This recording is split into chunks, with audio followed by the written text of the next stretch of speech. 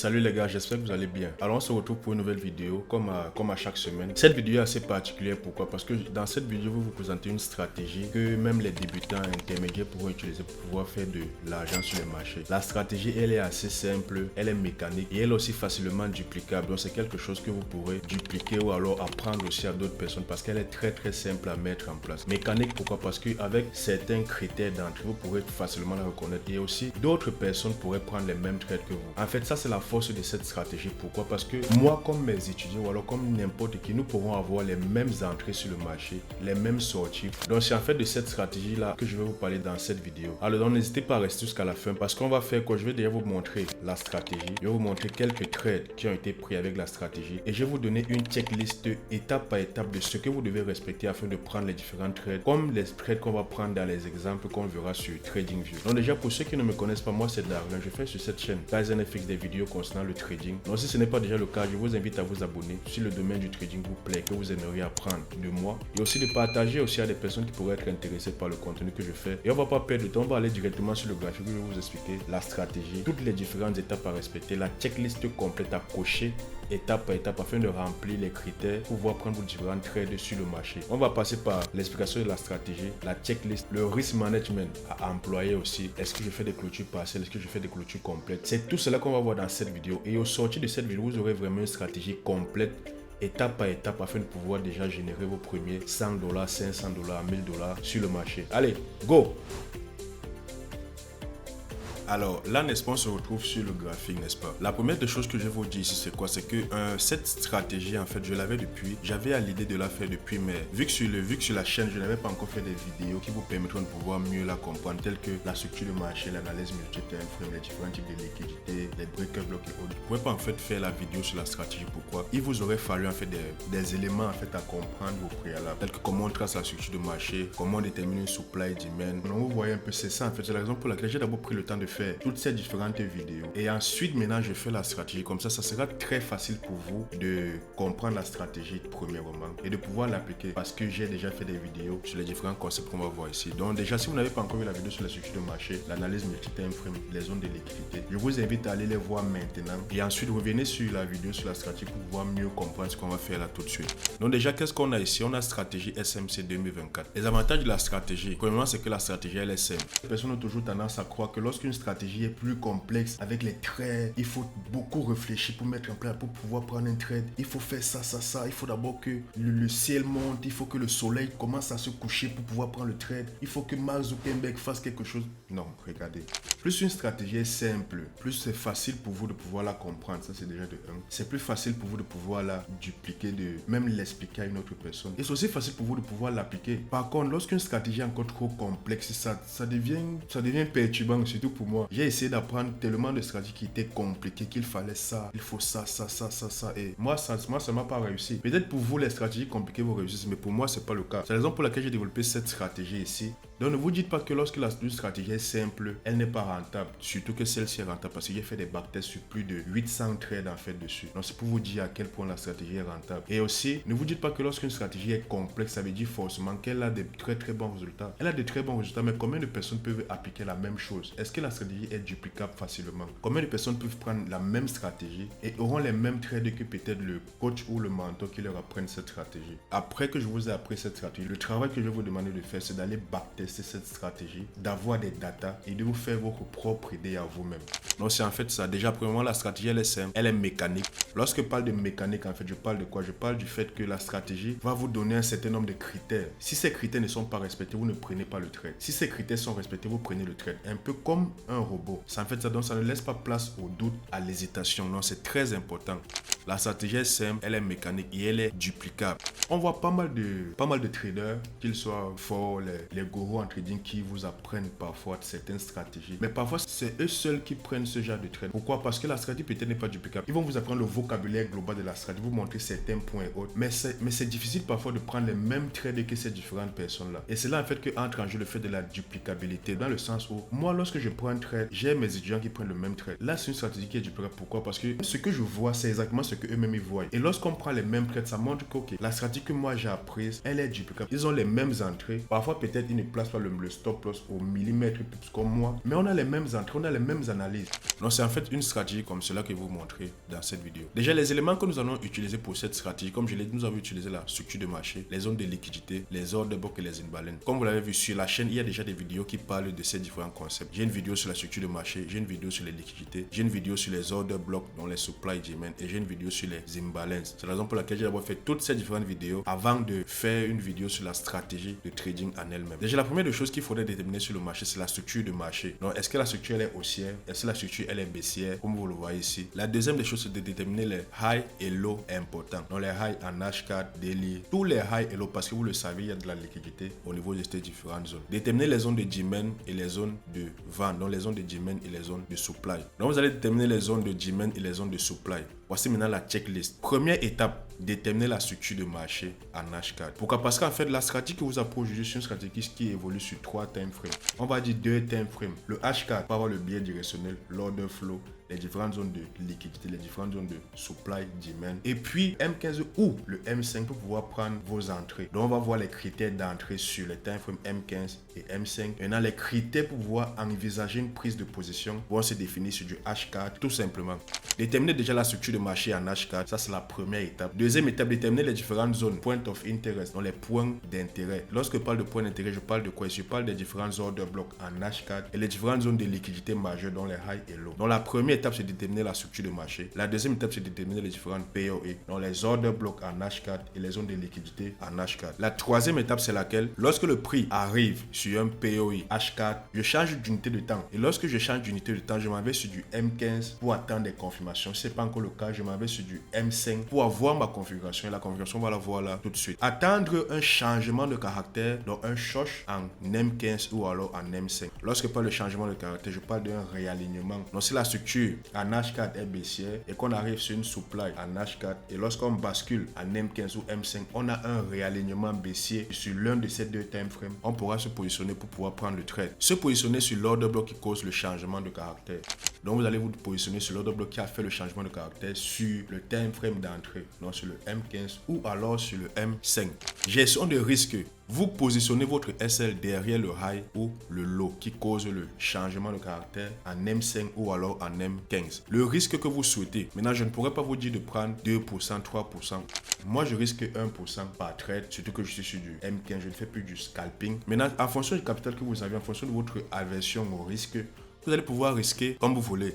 Vous allez placer votre break-even à plus 1 R. Si vous risquez peut-être $100 ou $1000, lorsque votre position est à plus 1 R, donc à plus $100 ou à plus $1000, vous vous sécurisez. Et même lorsque je dis que vous sécurisez à 1 R, ce sont des trucs qui ont été backtestés. Ça ne sort pas de nulle part. Parce que je me rends aussi compte sur cette partie que la majorité des personnes décident de se mettre à BE ou alors de ne même pas se mettre à BE sur un coup de tête parce que parfois on est venu les sortir, après on est rentré, le prix est encore rentré dans la position et à l'ETP. Donc on les a sortis à BE, après le prix à l'ETP. Non, vous ne devez pas décider comme ça. Est-ce que le nombre de trades qui vous a BE, ensuite qui vous a SL, donc où vous avez bien fait de mettre un BE, et le nombre de trades qui vous a BE et ensuite est encore rentré et à l'ETP. Faites la différence. Si vous avez 20 trades que le BE vous a sauvé, donc le BE vous a évité de perdre moins 20 R, et si vous avez peut-être seulement 4 trades où le TP final était à 3 R, où le prix est rentré et après aller à 3 R, 4 trades x 3, ça fait 12. Vous voyez que 12 moins 20 R, vous voyez que vous aurez toujours mieux fait de vous positionner à BE à plus 1 R.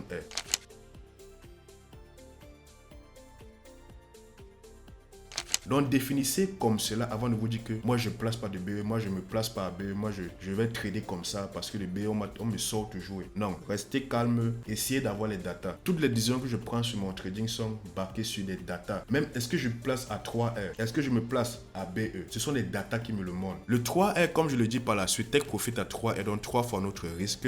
Ça veut dire que si je prends un risque de $100, mon TP est à $300. Si je prends un risque de $1000, mon TP est à $3000, vous voyez. C'est exactement ça. Et même ce 3R, c'était le risk-reward minimum que je retrouvais sur tous les backtests que j'ai fait. Et lorsque je me suis rendu compte qu'on on avait au minimum 3R, on peut avoir 5R, 10R. J'avais un minimum de 3R. Là, je me suis dit ok, là, je vais prendre ma stratégie en me fixant un 3R minimum. Ça peut arriver que la position fasse 10R, mais moi, je me fixe 3R. Pourquoi? Parce que j'ai mes data, j'ai mes données qui me montrent que j'ai un risk reward par trade de minimum 3 lorsque les trades réussissent. Si j'avais un risk reward de minimum 4, que la majorité de mes trades me donnaient 4R, j'allais cette fois-ci mettre ici 4R. Donc, c'est exactement ce qu'il faut comprendre. Critères d'entrée.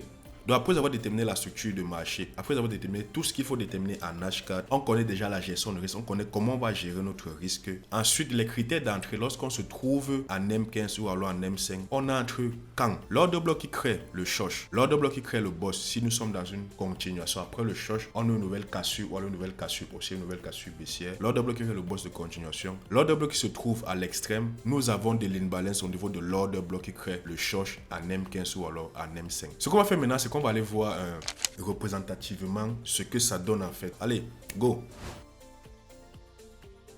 Ici, ça c'est le premier cas, continuation baissière, higher time frame. Vous voyez ici, on a une structure baissière d'ici à ici. Le prix retrace. Lorsque le prix arrive, comme je l'ai dit, vous voyez, ce plat H4 se trouve dans une zone de premium qui détient de l'imbalance. Lorsque le prix arrive dans une supply, dans une zone H4, regardez ce qui se passe. Vous voyez ce cercle jaune. Au lieu de prendre position ici, je vais attendre une nouvelle confirmation. Et cette confirmation, elle est où elle se trouve ici. Vous voyez que le prix arrive. Voici la zone H4, Higher Time Frame. Lorsque le prix arrive ici, qu'est-ce que j'ai? J'ai un changement de caractère. Et regardez où on se positionne ici à Entry Time Frame. Donc ici, nous sommes sur du M15. Et le TP, comme je l'ai dit, vous voyez le BE déjà. Le BE déjà ici, il est à 1R. Donc à 1R, je me sécurise. Et le TP, il est à 3R. Donc ici, comme ceci, à 3R. C'est très simple. Donc, vous voyez, on trace l'ordre bloc au niveau de l'extrême qui détient de l'imbalance. On place le SL au-dessus du dernier high pertinent. Le high, ici, en M5 ou alors en M15. Le prix récupère la liquidité au-dessus. Donc, le prix fait une prise de cette liquidité ici au-dessus et fait un changement de caractère. Le prix réagit en créant un short qu'on a ici. Ensuite, on se place sur l'ordre bloc qui est à l'extrême. L'ordre bloc qui crée le short et l'ordre bloc a de l'imbalance. Oui, ici, on a le low qui est considéré comme target. Ça, c'est pour les swings. Dans nous sommes dans une tendance baissière et voici le TP final. Si on devait faire un swing, on prend la position ici et venir target cette zone. Mais non, moi, c'est 3R. Je ne vais pas venir target peut-être 8R ici parce que je sais que nous sommes en tendance baissière. Le prix peut descendre comme ça, ensuite il remonte, on ne sait pas. Mais comme je l'ai dit, en fonction des données, des datas que j'ai, c'est 3R. Maintenant après, si vous backtestez que vous avez un risk reward meilleur que le mien, vous voyez, vous prenez juste votre trade en fait. Donc là, c'était déjà une première représentation ici avec les réactions sur des zones de supply, n'est-ce pas? On va maintenant aller voir comment ça se présente avec une réaction sur une zone de demand. Ok, ici, qu'est-ce qu'on a regardé? Nous sommes dans une tendance haussière, logiquement. Ici, le prix arrive sur une zone de demand en H4. Regardez, on est en H4, on a déterminé les différentes zones de point of interest, telles que la liquidité ici au-dessus. On a une zone de liquidité ici en dessous. On a notre order block ici, notre zone de demand. On a déterminé les différentes zones, n'est-ce pas? Ensuite, qu'est-ce qu'on fait? On attend que le prix entre ou le prix arrive au niveau de notre point of interest. Ça, c'est le 2. Ensuite, qu'est-ce qu'on fait? On bascule en lower time frame, en M15 ou alors en M5. Ensuite, on se positionne sur l'order block qui crée le short. Donc, on attend le short. Et pour des personnes peut-être qui ne vont pas retenir ceci, je vais vous mettre dans mon Telegram cette checklist, donc un petit PDF de cette stratégie dans mon Telegram. Donc, n'hésitez pas à rejoindre mon Telegram totalement gratuit en bas de description. Ce qu'on va faire déjà, on va aller voir en fait quelques exemples de trades qui auraient pu être pris grâce à ces différentes confirmations qu'on a ici. Et plus tard, on va revenir pour voir les différentes zones d'entrée avec les prises de liquidité. Allez, go sur TradingView pour voir ces différents trades là. Ici, qu'est-ce qu'on a? Vous voyez que nous sommes dans une structure haussière en H4. On a un low, on a le break de ce récent high, on a un low, on a un high encore à ce niveau ici. On a un high à ce niveau, on a le low et le high. On trace notre Fibo. Cette zone-ci se trouve où? Se trouve au 50%, au milieu de 50% de elle est pertinente. En plus aussi de cette zone qui est ici, n'est-ce pas? Donc, on a deux zones. Cette zone, elle est à la limite de l'équilibrium. Donc, c'est une zone sur laquelle on peut attendre les confirmations pour pouvoir acheter le prix. Et si on retrace encore cette zone, on a ceci, vous voyez. Et elle, là, maintenant, elle se trouve net dans la zone de discount. Donc, on a cette zone ici. Qu'est-ce qu'on fait? Nous sommes en H4. On a déterminé les différentes zones d'order block. Qu'est-ce qu'on fait maintenant? On attend que le prix arrive sur la zone. Ça fait 4. Vous voyez. Structure de marché, zone de demand et de supply, zone de liquidité. Il faudrait que la zone H4 se trouve dans une très très bonne zone de discount pour un achat et de premium pour une vente. Ensuite, lorsque le prix arrive maintenant sur une zone, qu'est-ce qu'on fait? On bascule en lower time frame. Et qu'est-ce que je fais? Je bascule donc en M5. En M5 ici, qu'est-ce que j'ai? J'ai la réaction du prix sur mon order block ici. ici. Et qu'est-ce qu'on a? Le prix, vous voyez que nous sommes en tendance baissière. Ensuite, qu'est-ce que le prix fait? Le RSI vient récupérer ce lot ici. Ça, c'est un. Donc déjà, en critère d'entrée, on a déjà la réaction sur l'order bloc H4. On a ceci, vous voyez qu'on a la prise de la liquidité ici en dessous. Ensuite, on a le short. Maintenant, qu'est-ce qu'on fait? L'order bloc qui crée le short, il est où? C'est lui ici, n'est-ce pas? Est-ce que l'order bloc a de l'imbalance? Oui, il a de l'imbalance que je représente avec ceci. L'order bloc est à l'extrême, oui. C'est l'order bloc qui crée le short, donc ce qu'on a ici à ce niveau. Donc c'est lui qui crée le short en M5. Ok, donc on a tous les critères d'entrée qui sont déjà là. Qu'est-ce que je fais donc? Je me positionne comme ceci, donc je me place ici et je place mon ordre juste un peu en dessous de cette zone ici. Donc je me positionne à, on va dire 12 pips. Et lorsque je me positionne à 12 pips, qu'est-ce que j'ai? J'ai mes 3 R qui se trouvent où? Ils se trouvent ici. Donc c'est même très très proche. Donc en fait, je me protège juste ici, en dessous de ce lot. Nous avons le lot ici qu'il faut protéger, n'est-ce pas? Ici, on a le... C'est où? On a le lot ici. Et qu'est-ce qu'on a? On a 12 pips de stop loss. Ici, on a 12 pips de SL. On a notre order block qui nous donne de l'imbalance. Qu'est-ce qu'on fait donc par la suite? On se positionne tout simplement et on attend que le prix nous active. Et on va voir ce que le prix nous fait. Le prix nous active. Et là, qu'est-ce qu'on a? On a TP, regardez, 3R. Donc, vous voyez, on a 3R ici. On a notre TP ici à 3R. Donc, ici, on a TP 3R. Là, vous voyez que ça, c'est un trade qui a été très, très good. Maintenant, le résultat du trade n'a pas été juste de 3R. Non. Pourquoi? Regardez, si je tire uniquement cette zone et je viens ici, je fais en sorte qu'on affiche ceci en H4. Regardez ce qui s'est passé. Je reviens en H4. Qu'est-ce qu'on a? On aurait pu target ce high ici. Et qu'est-ce que le prix fait donc par la suite? Le prix réagit très bien. Et qu'est-ce qu'on fait? Le prix est revenu prendre cette zone. Et vous voyez, regardez, on pourrait se positionner ici en H4 pour prendre le trade directement pour aller ici. Mais on a attendu une nouvelle confirmation afin de se positionner. Vous voyez que ce trade-ci uniquement a fait 16,96 R. Juste en venant target cette liquidité au-dessus de ce radon 17 R. Mais nous, comme je l'ai dit, ce sont des trades qui sont good. Si on a la bonne analyse, la bonne stratégie, la bonne confiance et qu'on comprend bien la fractalité de marché. Et c'est toujours mieux d'avoir une stratégie où tout est constant en fait. Ce sont des chiffres que vous répétez juste. Vous n'allez pas venir target ici. Regardez, si le prix arrive ici et retrace, et bien vous sortez, vous aurez tout perdu. Vous voyez que nos 3X c'était juste ici à côté. On ne va pas dire qu'on a perdu tout ceci. Tout ce qu'on a fait, c'est qu'on a respecté notre plan. Mais le trade aurait pu être très très beau comme ceci. Donc là, on va aller encore sur un autre trade, toujours avec les réactions sur des zones d'order block. Allez, go. Deuxième trade, qu'est-ce qu'on a? Nous sommes dans une structure haussière, on trace notre Fibo, nous sommes dans une zone de discount ici. On a très très joli order block ici, n'est-ce pas? Et ici, qu'est-ce qu'on a? On a des order blocks qui sont ici, mais ce ne sont pas des order blocks qui sont très très pertinents. On a notre order block ici avec de l'imbalance. On a notre structure haussière. On a de différentes zones de liquidité. On a une liquidité haussière ici. On a une liquidité ici. Et on a une zone de liquidité encore ici, en dessous de cet order block. Le prix, qu'est-ce qu'il fait? Il arrive sur notre zone d'order block. Qu'est-ce qu'on fait? On bascule en M15 ou alors en M5. Et le premier time frame à nous donner un changement de caractère afin de pouvoir prendre position. Allez, qu'est-ce qu'on fait? Je bascule en M5. Donc ici au final, qu'est-ce qu'on a? Regardez, on a la réaction sur notre order block en H4. On a le short qu'on a eu ici. On a l'order block qui a de l'imbalance. L'order block qui crée le short. L'order block qui se trouve à l'extrême. Et tout ce qu'on a fait, c'est quoi? C'est de se positionner et de placer notre stop loss en dessous de l'order block ici. À 14 ou alors à 15 pips de stop loss en protégeant ce lot. Parce que voici le lot de l'order block, n'est-ce pas? Donc je viens ici, je me positionne comme ceci. Je mets 14 pips de SL. Et qu'est-ce qu'on a donc par la suite? Notre 3R, il se trouve où? Il se trouve ici, comme ceci, après la réaction sur cette zone d'order block. Donc, qu'est-ce que je fais? J'active juste le prix et je vois ce que ça donne. Vous voyez que là, on a notre 3R, n'est-ce pas? TP plum. On a notre 3R à ce niveau. Et vous voyez, qu'est-ce que le prix fait donc par la suite? Le prix est revenu sur notre zone. Et ensuite, qu'est-ce qu'il a fait? Là, on a déjà notre confirmation ici. Qu'importe si le prix s'en va vers le haut ou alors s'en va vers le bas, on a déjà fait notre TP à 3R, donc c'est good. Ce qu'on va faire maintenant, c'est qu'on va aller voir un dernier trade et après on vous reviendra voir comment on prend les positions avec les prises de liquidité. Allez, go. Ok, là on est sur notre dernier trade, n'est-ce pas, de notre explication sur la stratégie. Et retenez que je suis toujours sur EURUSD. C'est pas uniquement sur EURUSD que la stratégie fonctionne. Le travail que vous allez faire, c'est de backtester. C'est de beaucoup backtester pour que vous puissiez mieux croire en fait à la stratégie. Donc c'est de beaucoup backtester. Backtester plusieurs paires. Et après votre système, après votre séance de backtesting, évaluer les paires qui réussissent le plus ou la stratégie fonctionne le plus et ensuite trader ces différentes paires là. Le 6 mois je suis toujours sur EURUSD parce que c'est ma paire de prédilection, la paire que je traite uniquement. Ici qu'est-ce qu'on a? Notre structure baissière, on a un order block ici qui se trouve à l'extrême. Donc qu'est-ce que je fais? Je bascule en lower time frame. Par contre cette fois-ci la position a été prise en M15. Donc qu'est-ce qu'on a ici? Le prix arrive sur notre zone. Et qu'est-ce que je fais? Regardez. J'ai déjà l'order block ici en M5, n'est-ce pas? Ici, vous voyez qu'on a une mini cassure qu'on a eu où? On a eu ici comme ceci, n'est-ce pas? Qu'est-ce que le prix fait? Je positionne ici, mais qu'est-ce que le prix a fait? Il est en train de créer de la liquidité.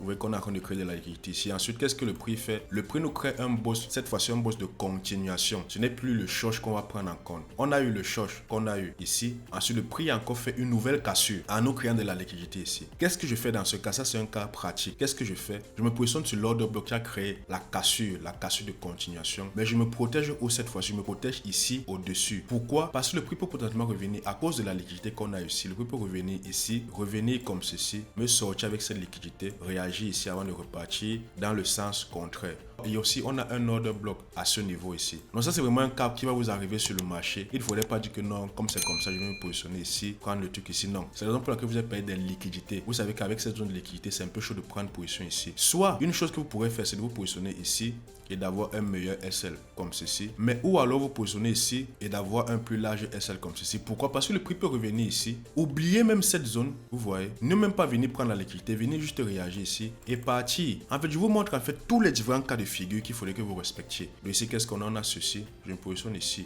à 17 pips, n'est-ce pas? À ce niveau. Dans le sens où on peut venir réagir ici, on s'en va. Comme on peut venir réagir ici. Et on s'en va, je me protège à ces deux niveaux. Et notre TP, il est où? Il est à 3R. Et qu'est-ce qu'on a eu dans la réaction sur une zone de supply? Qu'est-ce que une zone de premium? Très pertinente. On a notre break of structure de continuation ici. Après le mini short qu'on a eu ici derrière. Qu'est-ce que je fais? Nous sommes en M15. Je me place sur l'order block qui a créé le boss qui a de l'imbalance et qui se trouve à l'extrême. À l'extrême de cette tendance d'ici à ici à ici. L'order block qui se trouve à l'extrême, c'est celui-ci. Donc je me positionne et qu'est-ce qu'on a? Le prix nous active et ensuite, boum. Donc le prix nous active et ensuite il s'en va TP.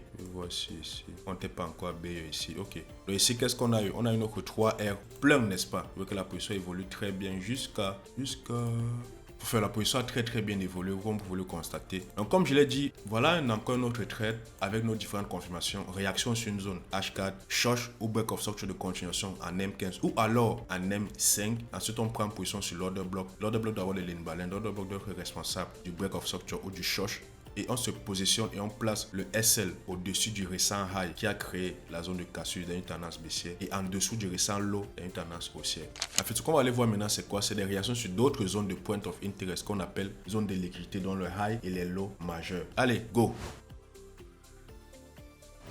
Ok, qu'est-ce qu'on a ici? On a le prix réagit sur une prise du high majeur en higher time frame. Vous voyez que dans ce cas, ce n'est plus la réaction sur de supply ou de demand, non. Cette fois-ci, c'est la prise de liquidité. Et dans la vidéo sur les prises de liquidité, je vous ai dit que ok, la liquidité, c'est le carburant qu'il y a sur le marché. Le prix pourrait potentiellement revenir sur des zones de liquidité, sortir des personnes, donc sortir des SL des personnes qui ont vendu le prix ici, revenir dans le sens contraire, activer les buys qu'ils ont acheté ici et on met les SL ici. Donc on sort toutes ces différentes personnes et on rentre dans le prix. Et dans cette configuration aussi, j'ai aussi fait beaucoup de backtesting et je pense que vous allez le faire aussi par vous-même. Donc lorsqu'on prend une zone de liquidité, qu'est-ce qu'on a? On a les mêmes critères d'entrée que dans les deux autres schémas, n'est-ce pas? Lorsque le prix arrive sur une zone en higher time frame, donc une zone que ce soit H4, daily, en fait toutes les zones de liquidité majeures, n'est-ce pas, en higher time frame, qu'est-ce qu'on fait? On bascule. Lorsque le prix prend la zone de liquidité, on prend le high ou le low majeur, on bascule en M5 ou alors en M15 et ensuite qu'est-ce qu'on fait? On attend le short et on se positionne tout simplement pour que le prix réagisse sur notre zone higher time frame, notre zone de liquidité. On trace l'order block au niveau de l'extrême qui détient de l'imbalance. On place le SL au-dessus du dernier high pertinent. Le prix réagit en créant le short donc et le BE à 1R. C'est tout. Et notre TPI il est à 3R à ce niveau. Vous voyez que c'est très simple, n'est-ce pas? Et pareil encore pour une tendance haussière où on vient prendre le récent low qu'on va voir là tout de suite. Ok, comme je l'ai dit, regardez ce qu'on a ici. On a aussi retournement haussier. Donc qu'est-ce qu'on a? Nous sommes dans une tendance haussière en H, quand nous sommes dans une tendance haussière d'ici à ici. Qu'est-ce qu'on fait? On vient prendre le low majeur en higher time frame. Lorsqu'on prend le low majeur en higher time frame, qu'est-ce qu'on fait? On bascule tout simplement. Lorsqu'on prend la liquidité, on bascule tout simplement en M5 ou alors en M15. Le premier time frame qui nous donne notre confirmation, on se positionne simplement dessus. Et qu'est-ce qu'on a ici? Le même critère d'entrée, réaction sur notre low majeur en higher time frame. Le prix récupère le low, le prix réagit sur notre zone en higher time frame, le prix crée le short, l'order block créant le short et qui détient de l'imbalance. C'est sur ça qu'on va se positionner. Je place mon SL en dessous du low pertinent en dessous de ce lot pour me protéger. Et qu'est-ce qu'on a? Le prix vient réagir et il s'en va. Donc H4, M15, M5, c'est tout ce qu'on va utiliser pour pouvoir prendre nos différents trades. Et qu'est-ce qu'on fait maintenant? On va aller voir quelques trades qui auraient pu être pris grâce à cette schématique que je viens de vous présenter là tout de suite. Donc avec les prises de liquidité majeures, low ou high. Allez, go! Regardez, on a un high ici, n'est-ce pas? Nous avons un high majeur à ce niveau, qui est un high très pertinent. Donc je vais écrire ici high majeur. C'est un high majeur. On a ça, on a ça, on a ça, on a ça. On a la prise de cette grosse zone de liquidité qu'on a à ce niveau ici. Qu'est-ce qu'on fait? Et pareil aussi, vous voyez qu'à chaque prise de liquidité, le prix a tendance à se retourner. Regardez, ici, on a pris la liquidité. Le prix se retourne. Ici aussi en haut, on a une zone de liquidité. Si je vais tracer ceci, on a une zone de liquidité aussi à ce niveau, n'est-ce pas? Donc ici, on a deux zones de liquidité où le prix vient réagir. Qu'est-ce que je fais? Je vais couper ceci comme ceci. Qu'est-ce que je fais? Donc je bascule en time frame inférieur afin de voir qu'est-ce qui se passe après cette prise de liquidité. Est-ce qu'on a un retournement? Est-ce qu'on a un short? Qu'est-ce qu'on a en fait en M15? Donc je m'en vais juste en M15 cette fois-ci. M15, qu'est-ce qu'on a? On a prise de liquidité ici comme je l'ai dessiné ici et on a une deuxième prise de liquidité qu'on a ici. Ok, on a ces différentes prises de liquidité. Qu'est-ce que le prix nous fait par la suite? On attendrait bien un retournement, non, un short, n'est-ce pas? Qu'est-ce que le prix fait? On a encore une autre zone de liquidité qui est créée en fait ici. Vous voyez qu'on a un autre high, vous voyez qu'on a ceci et on a ceci. On a un autre high qui est ici et on a un low à ce niveau. Le high encore vient d'être pris, donc ça fait 3 liquidités successives qu'on est en train de prendre et on attend de voir ce que le prix va nous faire donc par la suite. Qu'est-ce que le prix fait après cette prise de liquidité? Ici, qu'est-ce qu'on a?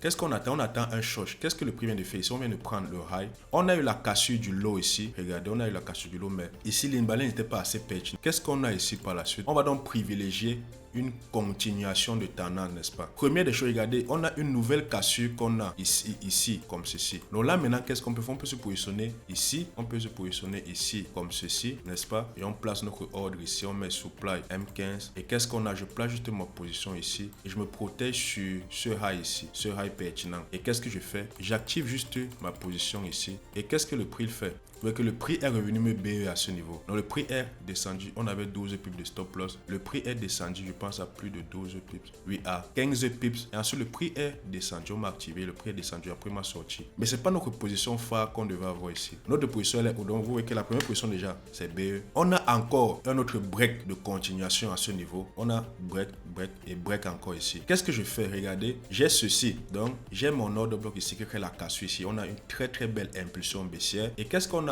Avec les notions que je vous ai apprises de liquidité, regardons, on remarque qu'on a une très bonne trendline liquidité ici. Si on se positionne ici, on peut se faire sortir. Maintenant, voilà l'important d'avoir appris tous les autres domaines que je vous ai appris. Les liquidités, l'analyse multi-time frame et tous ces autres domaines. Je sais qu'ici, on a une trendline baissière. Donc, au lieu de me protéger, regardez, au lieu de me protéger ici, je décide de me protéger ici. Pourquoi? Parce qu'on peut venir prendre cette zone de liquidité avant de repartir dans le sens contraire. Donc, en fait, moi, je ne voulais pas juste vous prendre des exemples, mais je vous ai pris d'exemple avec quelque chose qui n'est pas très droit pour vous montrer en fait comment on peut réagir face à cette situation. Comme dans le cas précédent, je vous ai montré où on peut avoir deux ordres blocs, le premier en bas avec la liquidité au-dessus. Cette fois-ci, je vous montre une zone où on a une trendline qui se dessine. En fait, c'est ça. Sur le marché, on n'aura pas tellement une exactitude dans les prises de position, mais avec l'expérience que vous allez acquérir avec le temps et le fait de pouvoir comprendre tous ces différents concepts-là, vous allez pouvoir mieux définir vos différentes entrées. Surtout, comme je l'ai dit depuis, vous allez devoir backtester, énormément backtester afin de vous faire votre propre avis sur la stratégie. Donc qu'est-ce que je fais ici? J'ai une trendline ici, j'ai ma cassure ici. Au lieu de me positionner ici, je sais qu'on a une trendline qu'on a ici, donc je vais me protéger plutôt haut ici à ce niveau. Pourquoi? Parce qu'à ce niveau on peut prendre la trendline et c'est exactement ce qu'on a fait. On est venu prendre la liquidité des SL qu'il y a ici, les SL qu'il y a ici, et maintenant le high protégé il est ici au-dessus. Donc je me positionne ici à 20 pips comme vous le voyez ici. Et qu'est-ce que je fais? Je place mon TP à 3R. 3R c'est où? C'est ici, vous voyez. Et par contre, ça c'est une position que moi j'avais prise. Je crois que c'était quand? Avril, ça c'était l'année passée. Ça c'est une position que moi j'ai pris l'année passée. Donc j'avais 20 pips de stop, j'ai vu ceci, je me suis positionné et bim. Et là c'était avec une annonce économique. Donc vous voyez qu'on a toutes ces différentes confirmations. Prise de liquidité ici en higher time frame. On a encore une mini prise de liquidité ici en M15 à lui-même. On a nos différentes confirmations qu'on a ici. Ensuite, qu'est-ce qu'on fait? On prend simplement la position et vous voyez qu'on a une autre TP à 3R. Donc c'est très good. On va encore voir un autre exemple en fait avec toujours une prise de liquidité majeure. Allez, go! Là, ici, n'est-ce pas, on se retrouve en H4 toujours. Nous sommes toujours en H4. Si je m'en vais en daily, qu'est-ce qu'on a? Regardez ce qu'on a ici. On a cette prise de cette mini zone de liquidité qu'on a ici. Je vais juste mettre ici un inducement. Lorsque je reviens en H4, qu'est-ce qu'on a? La même zone qu'on a eu en daily qu'on fait avec cette zone, n'est-ce pas? Avec cette zone ici en H4. Vous voyez qu'on a une très grosse liquidité à ce niveau. Pourquoi? Parce que le prix a fait une très grosse impulsion baissière. On a des stop loss des personnes qui sont ici et des personnes qui jugent qu'après la cassure qu'on aura ici, ils ont mis les buy stop et ils ont mis les stop loss ici. Lorsque le prix va venir sortir déjà les gens qui ont les stop loss ici avec cette impulsion, rentrer pour sortir les personnes qui ont fait les buy stop ici en positionnant leur stop loss ici en dessous. Ils voulaient acheter le prix et nous, c'est en fonction de cela donc on va venir se positionner sur le marché. Donc là, qu'est-ce qu'on a? Prise de liquidité. On descend donc en lower time frame pour essayer de voir qu'est-ce que le prix nous fait en M15 après cette prise de liquidité là. Ok, on a la prise de liquidité qu'on a ici et regardez comment ça se présente bien ici. Regardez ce high, c'est regardez comme il est. On a high et on a low. Regardez, prise de ce high, prise de liquidité. En remontant pour la liquidité, on crée aussi une nouvelle structure. Regardez, on a ceci, on a high, ensuite low ici. Après la prise de liquidité, on a une zone de supply M15 très pertinente à ce niveau. Et ensuite, qu'est-ce qu'on fait? On a pris la liquidité ici, on a fait notre short. L'order block qui crée le short, c'est lui qu'on va considérer. Cet order block a de l'imbalance. Cet order block se trouve aussi à l'extrême. Et qu'est-ce qu'on fait? On se positionne sur cet order block en protégeant cette fois-ci où le high, on se protège ici. Et qu'est-ce qu'on a comme TP 3R qui se trouve ici? Et qu'est-ce que le prix fait? On accélère juste comme ceci. Le prix vient nous activer et ensuite TP, regardez. Et ensuite on a TP à 3R net. Et ensuite le prix revient sur notre zone. Parce que le prix fait par la suite ne nous intéresse pas trop. On a déjà fait notre TP.